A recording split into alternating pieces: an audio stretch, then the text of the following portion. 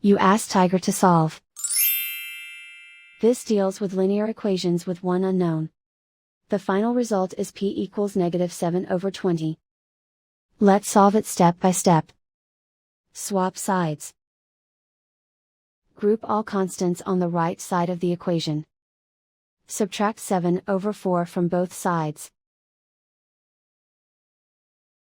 Combine the fractions. Combine the numerators. Reduce the zero numerator. Simplify the arithmetic.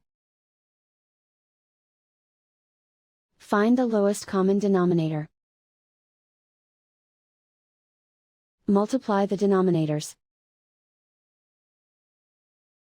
Multiply the numerators.